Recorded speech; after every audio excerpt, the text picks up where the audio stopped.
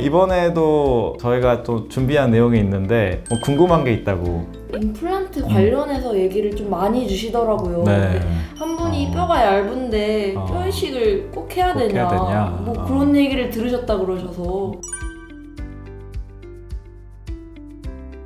제가 한번 예시를 한번 준비해봤어요. 나무 목재가 있고 여기에다가 못을 박는다고 한번 생각해 볼게요. 만약에 이 목재의 넓이가 이렇게 충분하게 크고 큰 목재에다가 이렇게 못을 박는다고 하면은 이 나사가 삐져나오지 않고 잘 목재에 박힐 수 있겠죠. 그렇다면 이런 상황이라면 어떨까요? 이렇게 이 상황에서 만약에 이 나사를 심는다고 하면은 이런 나사선도 바깥으로 삐져나올 수 있고 잘못 심게 되면은 이 나사도 이 목재에서 금방 빠져버릴 수 있겠죠. 임플란트도 이렇게 보면은 이게 딱 나사 구조이거든요. 이 나사 구조를 이런 나무 목재판에다가 심는 케이스라고 생각하시면 돼요. 그러면은 환자분의 뼈가 만약에 얇은 상황이라고 하면은 임플란트를 심기가 생각보다 굉장히 어려운 상황이 발생할 수가 있죠. 그러면은 여기서 또 궁금하신 부분이 있을 것 같아. 왜 뼈가 얇아지는지. 첫 번째로는 이 선천적으로 뼈가 얇으신 분들이 있어요. 그러니까 사람마다 얼굴 생김새가 다르듯이 어떤 분은 얼굴이 크기도 하고 어떤 분은 얼굴이 작기도 하잖아요. 네. 그래서 선천적으로 자기가 가지고 있는 뼈가 얇으신 분들은 뼈가 얇기 때문에 임플란트 하기가 좀 어려운 상황이 될 수가 있죠. 예를 들어서 제가 한번 볼게요. 이렇게 일반적으로 치아가 있다가 발치를 하고 나서 임플란트를 이렇게 심게 되는데 뼈가 충분하다고 하면은 크게 뼈 이식 없이 바로 임플란트가 들어갈 수가 있어요. 그런데 만약 이렇게 뼈가 좁다고 생각을 해보면은 어때요? 임플란트 나사가 들어갔는데 주변에 뼈가 거의 없이 나사가 거의 바깥으로 튀어나올 것 같은 상황이 만들어지죠. 너무 아파 보이는데요?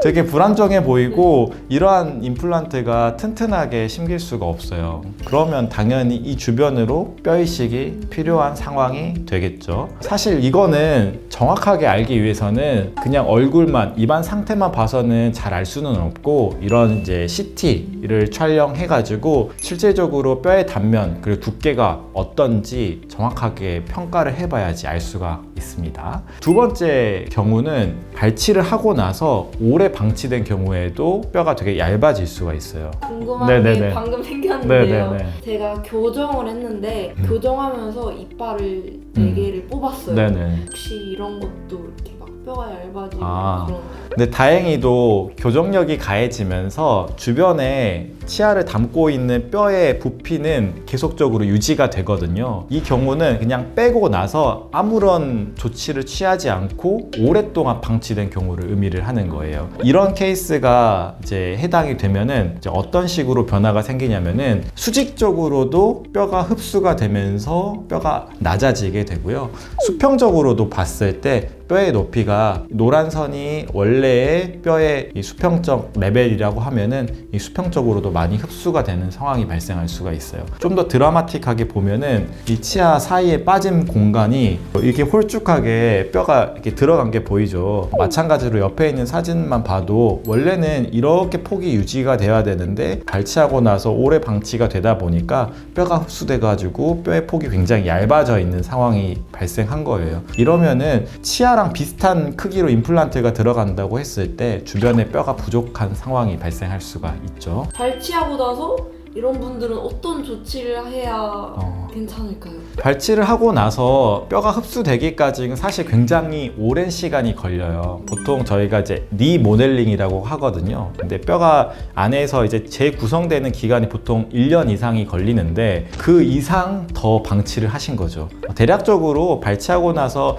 뭐 6개월 이내에 조치를 한다고 하면은 대부분은 큰 문제가 없는데 뽑고 나서 다른 여러 가지 문제 때문에 방치를 한 경우가 이렇게 결과를 초래할 수가 있습니다. 그리고 굉장히 임플란트 쪽으로 유명한 미쉬라고 하는 외국 선생님께서 문헌에서 논문에서 이렇게 연구하신 결과인데, 위의 치아를 뽑고 나서 오랫동안 방치를 하게 되면은 어때요? 높이가 점점 줄어들고 이 두께도 점점 얇아지게 되죠. 이러한 상황이 될수록 더 임플란트를 심기 어려운 상황이 되는 것이고, 아래쪽 치아도 뽑고 나서 오랫동안 방치가 되면은 이렇게 뼈가 지속적으로 흡수되는 것을 볼 수가 있어요. 그래서 치아를 발치하고 나서 주변의 잇몸뼈가 흡수되는 상황에서 만약에 임플란트를 했을 때를 가정을 해 본다고 하면은, 처음 단계에서 발치하고 얼마 안 있어서 임플란트를 하게 되면은 임플란트 주변이 뼈랑 온전하게 잘 둘러싸여 있는 환경이 되기 때문에 이럴 때는 뭐 특별히 뼈 이식을 하지 않아도 되겠죠. 근데 그 다음 단계로 가면서 뼈 위쪽으로 이 나사 부분이 바깥으로 노출되는 부분이 점점 많아지죠. 같은 높이와 같은 크기의 임플란트를 식립했다고 가정했을 때는 더 많은 양의 뼈 이식이 필요할 수 있고, 그만큼 수술의 난이도도 높아지고 수술하고 나서 환자분들이 불편감도 커질 수밖에 없는 환경이 되는 것이죠. 그래서 뼈 이식을 어떻게 하냐, 보통 두 가지로 이것도 나눌 수가 있는데, 뼈 이식을 먼저 해놓고 기다렸다가 임플란트를 할 수도 있고요, 뼈 이식을 임플란트를 같이 하면서도 할 수가 있어요. 다만 이제 이렇게 뼈 이식을 먼저 해놓고 기다리는 경우는 뼈 양이 너무 없을 때, 종이장처럼 뼈가 얇은데 뭐 임플란트가 이 뼈 안에 고정될 수 있는 이 충분한 양이 없기 때문에, 그럴 때는 먼저 뼈를 충분하게 보강을 하고 그 다음에 충분하게 뼈를 만든 자리에다가 임플란트를 하는 게 안정적이겠죠. 그래서 이렇게 첫 번째로 진행을 하게 되고, 어느 정도 뼈가 있지만은 일부가 상실된 경우에는 이런 식으로 임플란트를 식립하고 임플란트 부분이 노출된 부분만 주변으로 해서 뼈 이식을 해가지고 임플란트를 진행할 수가 있습니다.